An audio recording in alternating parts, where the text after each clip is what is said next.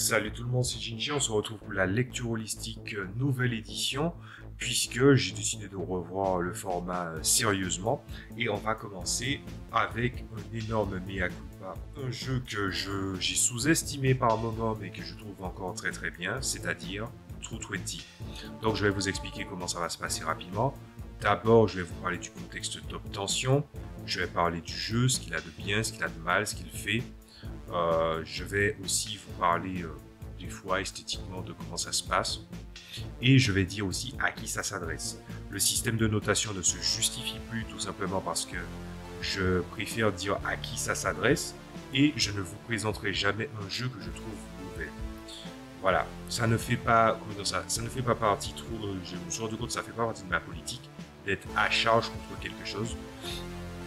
Donc ce qui va se passer, c'est que la partie aussi de la lecture qui se faisait, où en fait je parcourais le PDF avec vous, ça aussi ça va disparaître parce que je me suis rendu compte que c'était une partie qui n'était pas très intéressante pour vous, en tout cas de ce que j'ai compris, de ce qui était observable. Bon, alors je vais vous donner quand même, je vais faire quand même ma petite signature, c'est-à-dire que je vais dire dès le départ qu'est-ce que je pense de True 20 en quelques mots.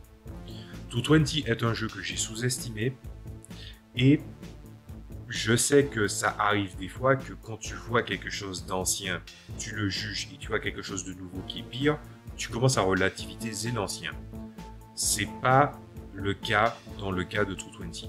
True 20 était de base un très bon jeu, mais il y a des choses qui en fait je trouvais très bizarres et que même encore c'est bizarre, mais moi j'appelle ça un défaut. Maintenant c'est plus vraiment un défaut, c'est plutôt une option, mais c'est une option qui n'est pas alléchante. Voilà, on aura le temps d'en parler. Donc à qui je recommande tout d'abord que les gens qui sont les plus pressés puissent partir. À qui je recommande True 20? Je recommande à True 20 exactement à toutes les personnes qui sont déçues des systèmes D20 à la Donjons et Dragons et tous les open game licences qui se veulent plus complexes et de jouer les usines à gaz, en gros, qui comprenaient les différents défauts de Donjons et Dragons mais qui n'ont jamais apporté de véritables modifications. Voilà, ces gens-là, vous êtes ces gens-là, allez-y. Mais évidemment, c'est ultra triste de recommander un jeu sous la peine qu'il y a des gens qui étaient déçus. Évidemment, je pense que si tu es quelqu'un qui débute en anglais ou qui a un niveau d'anglais assez décent, parce que le livre il est en anglais, rien que de dire ça, ça peut être déjà démotivant pour certains. De par sa simplicité, de par ses options, et quand je disais qu'il y a potentiellement 10 ans, voire plus, au gré de ta créativité de potentiel, je n'ai pas menti. C'est la vérité. Il y a énormément d'options. True 20 est un jeu où en fait tu peux jouer dans de très très nombreux settings.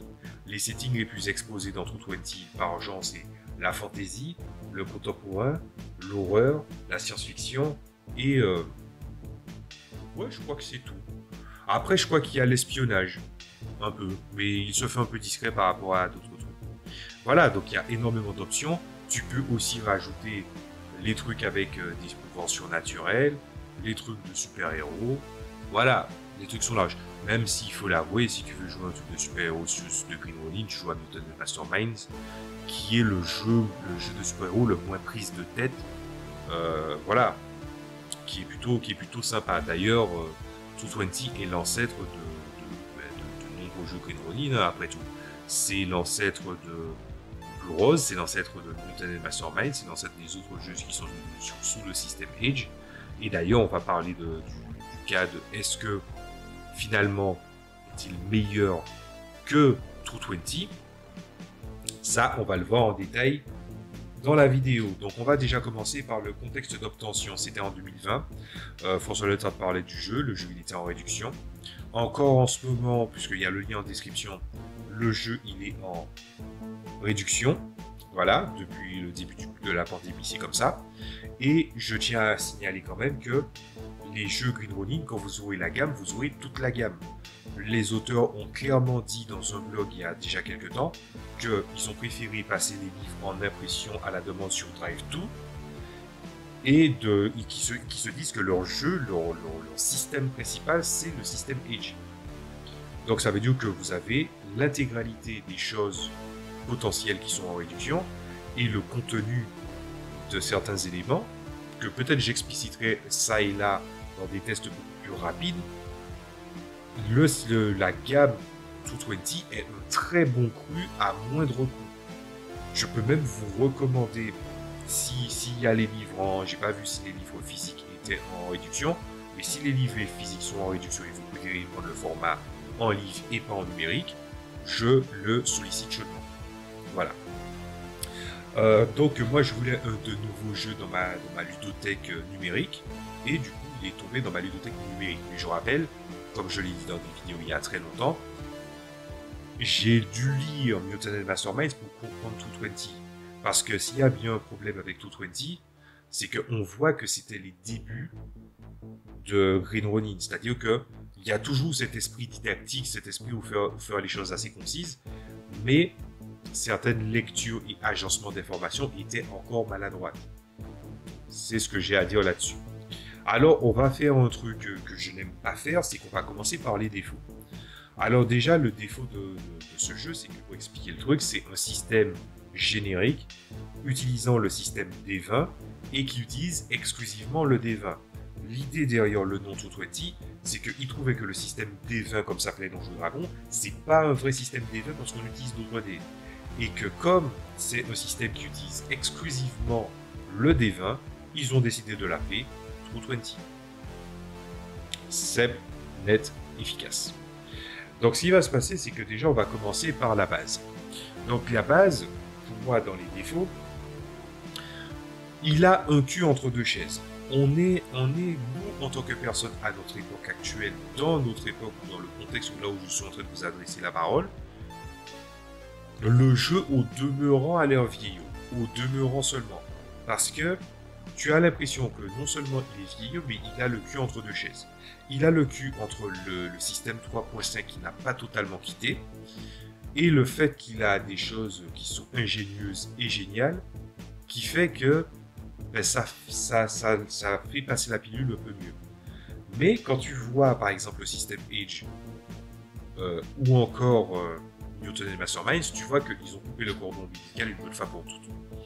Et ça c'est cool. Mais c'est pas parce qu'il a le cul entre deux chaises que ça veut dire qu'il est mauvais. Mais tu as toujours un pied en te disant oui, mais quand même, les trucs qui sont chiants dans les dés, machin. Voilà. Il y a cet esprit-là. En fait, tu te dis oui, mais tu sais que il est bon, mais j'ai toujours cette espèce de contradiction perpétuelle. Donc je vais m'arrêter là. Ensuite, graphiquement, alors la couverture, il n'y a rien à dire, c'est-à-dire que le noir et le vert, c'est deux couleurs qui se marient très très bien. La voir en physique, ça a de la gueule tout en étant sobre, et moi j'adore ça. Sobre, simple, esthétique. Voilà, l'esthétique sobre, c'est un truc qui fonctionne très très bien avec moi. Donc ça, c'est bien. Mais au niveau des dessins, ils ne sont pas mauvais. C'est juste que tout le livre est en noir et blanc. Franchement, ça aurait été cool qu'il y ait une version couleur. Et les illustrations, ils ne sont pas inégales comme j'avais fait la remarque dans Mutant Masterminds par exemple, où en fait c'est du décalcage. Le problème, c'est que tu as des dessins numériques qui sont désaturés en couleur. Et si le style de dessin a l'air vieillot, rappelez-vous que, pour rappel, l'histoire de 220, son origine, c'est quoi? Blue Rose première édition est sortie sous ce système. Les gens s'intéressaient plus au système qu'à l'univers de Blue Rose, malheureusement. Et donc, du coup, ils ont fait un standalone qui est 220 en 2004-2005. Voilà. Donc, si vous voyez que l'illustration, vous vous dites, ouais, mais c'est quand même assez... Le niveau est quand même assez naze. N'oubliez pas de regarder ça avec un regard de quelqu'un des années 2000. L'illustration, elle est pas mal. Mais ça, c'est surtout pour le dessin numérique, je parle. Parce que la technique n'était pas la même. Par contre, et les outils non plus. Par contre, les illustrations crayonnées comme les magazines qui racontaient des histoires avec des aventures tout en crayonné ou à l'ancrage, ils ont gardé cet héritage-là et ça c'est cool. Voilà. Et si je dois faire une critique qui n'a aucun impact, moi je dirais que si quitte à faire un truc, moi j'aurais préféré faire tout en crayonné, un petit peu comme dans Warhammer première édition, plutôt que de faire du numérique de temps en temps. Voilà. Peut-être à la limite pour la couverture. Donc tout ceci étant dit, des défauts, il n'y en a pas des masses. Si par contre il y a un truc, mais c'est plus un problème, je sais pas si c'est un problème intentionnel, c'est quelque chose qui est intentionnel ou non, mais il y a un livre qui s'appelle le livre du compagnon. Sauf que le livre qu'on vous propose de True20, ça s'appelle l'édition révisée. Ne cherchez pas la version normale parce que la version normale, c'est la version révisée. C'est juste qu'ils ont condensé la version normale qu'ils avaient déjà et le livre du compagnon. Par contre, ils vendent bel et bien le livre du compagnon à part. Sauf que le livre du compagnon, il est plus adressé au maître de jeu et qui constitue le dernier tiers du livre. Et il y a pas mal de choses que j'ai, et c'est pas un défaut. Là, c'est pas un défaut, c'est une remarque. Je vous explique. C'est un peu compliqué. La partie du compagnon est la partie pour moi la plus inintéressante du livre, parce qu'en fait, il t'explique comment créer un rôle, pas une classe, mais comment créer un rôle, comment gérer les sauvegardes, quel don donner, ce genre de choses-là. Donc créer un truc vraiment pour un univers fermé.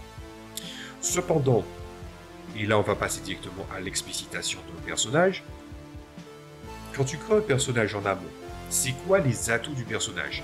Déjà, les caractéristiques.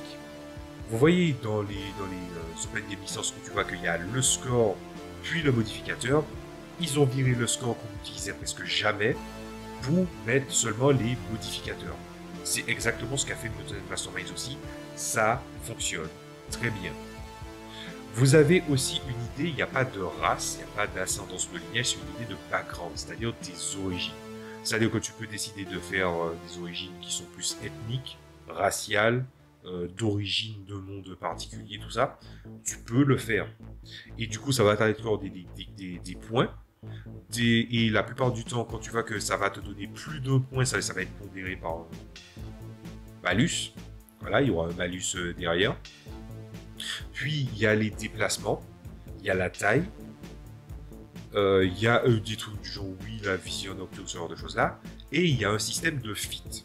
Donc, si vous connaissez, si vous n'êtes pas familier avec l'univers des Open Game License, on est sur ce rapport où, en fait, les fits, c'est les mécaniques centrales d'une classe, globalement. Sauf que, j'ai failli dire Mutant Masterminds, dans True20, il y a des fits aussi dans Mutant Masterminds. Hein.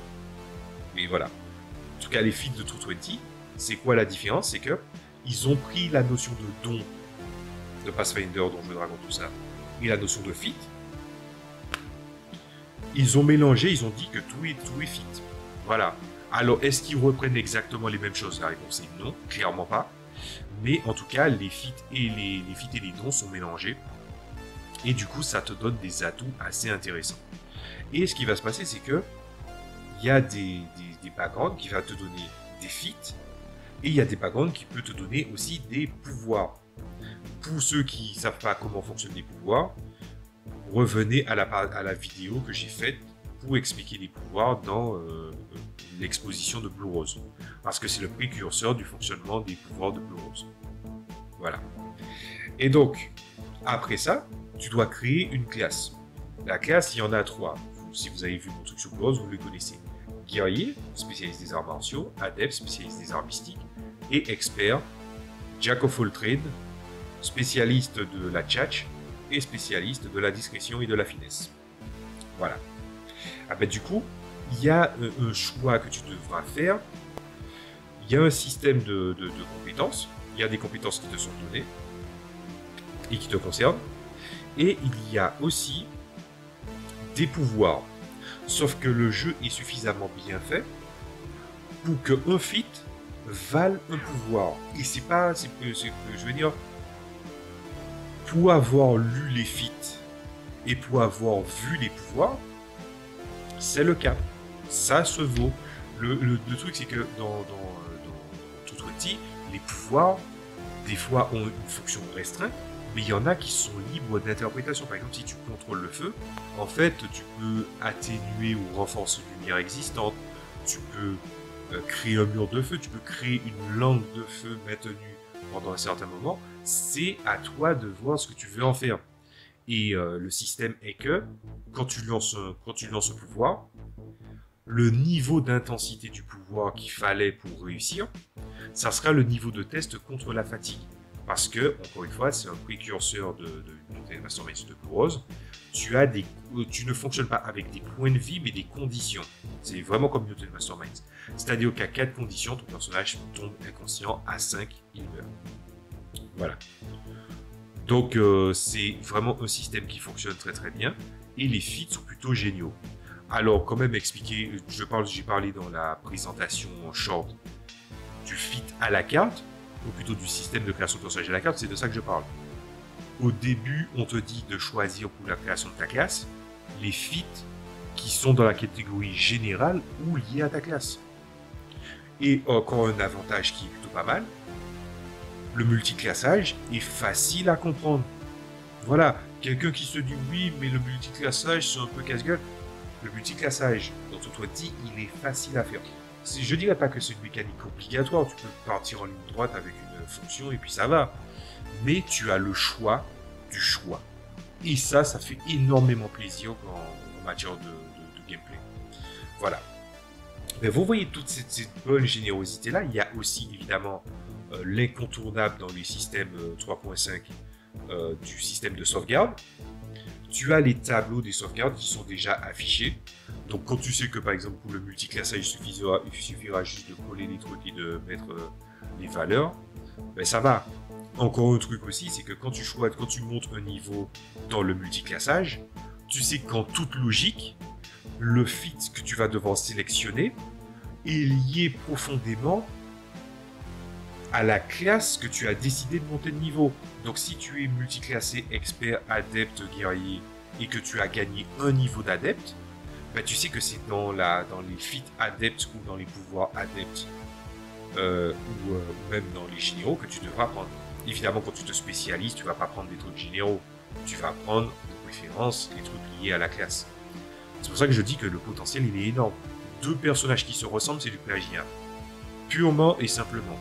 Les caractéristiques qui sont données au départ, on te donne une certaine quantité de caractéristiques. Je crois qu'on te donne genre... combien de points on te donne déjà? Je crois qu'on te donne 4 points, un truc comme ça. Et ça fait le taf. Et ça fait amplement le taf. Parce que je rappelle, les modificateurs, c'est la valeur qui fait foi. Il n'y a pas de gros score derrière qui ne sert à rien. C'est-à-dire que quand tu es à 0 ou quelque part, ça veut dire que tu es dans la moyenne. Et voilà. Après, évidemment, je pense qu'il y a des systèmes où en fait tu peux baisser. Je crois qu'il y a un paramètre où en fait tu peux baisser des points pour les mettre en négatif. Je crois qu'il y a une limite quand même. Et je crois que le maximum pour baisser c'est -5. Mais et ça te permet d'avoir plus de points pour le répartir ailleurs. Mais sauf que c'est hautement déconseillé parce que quand tu joues dans True20, comme les possibilités de setting sont énormes, ben, pour peu qu'un maître de jeu décide de te faire jouer ou que toi, maître de jeu, tu décides de faire jouer dans un setting avec des codes très très différents et finalement essayer de prendre des éléments qui viennent de certains codes, de certains genres littéraires ou fictifs, ben, jouer un personnage qui est à 0 à certains endroits plutôt que dans le négatif, ben, c'est toujours mieux. Voilà. Le système de difficulté, vous le connaissez déjà. Vous devez faire plus, que le résultat ou égal pour réussir, sauf quand c'est un jet d'opposition et que un 1 c'est un échec critique naturel et un 20 c'est un succès critique naturel. Voilà. Vous êtes dans des eaux connues, c'est pour ça que je parlais des eaux connues. Ben maintenant, on va revenir au livre du compagnon. Pourquoi je trouve que le livre du compagnon, il n'est pas viable, mais que c'est pas un défaut. Tu peux créer un rôle, tu peux paramétrer des rôles, ça te montre. Je n'ai jamais vu une explication de comment créer une classe, parce que en fait c'est ça un rôle, c'est une classe qui a vraiment été créée spécifiquement pour un setting. Ben c'est parce que c'est très très bien expliqué, mais en même temps quand tu regardes la table des sauvegardes par exemple, ou des pouvoirs, ou le fait que tu joues quelque chose à la carte, ben, les choses qui viennent du cadre de la science-fiction, si tu fais de la fantasy, ben, tu sais que tu pourras empêcher les joueurs de le prendre. Et c'est pas compliqué. Mais la table des sauvegardes est tellement bien foutue au début du livre que quand tu vois le livre du compagnon qui te propose, oui, mais tu peux essayer de faire un rôle plus engagé. Mais pourquoi tu viendrais à faire quelque chose de plus compliqué, même si tu fais une explication qui est très très simple. Voilà. Ça sert à rien. Le bestiaire, il n'est pas en reste, on est sur des choses assez classiques. Mais si vraiment vous voulez mettre en avant le bestiaire et vous voulez créer votre propre bestiaire, je ne peux que vous conseiller le livre du bestiaire que je vais probablement explorer rapidement. Voilà, à un moment donné, pas dans cette vidéo. Bref, j'ai parlé énormément des mécaniques, mais finalement le reste, en fait, vous le connaissez plus ou moins. Les gens littéraires ou les gens fictifs dans le jeu de rôle, des fois ont juste besoin d'un système, et ce système il fonctionne plutôt bien. Tu as un système aussi de points de conviction avec des qualités et des défauts, et quand tu les fais jouer, tu gagnes des points de conviction. On est sur un système de points spéciaux très connu, ça fonctionne bien. Je vois pas trop qu'est-ce que je peux rajouter là-dessus. Voilà, donc on est vraiment sur un système qui fonctionne bien, qui a un potentiel énorme. Et le livre il est épais, je crois qu'il fait 273 pages, donc il n'est pas aussi gros que certains autres livres et certaines autres gammes, mais le livre de base il est amplement suffisant pour pouvoir vivre des aventures qui sont géniaux.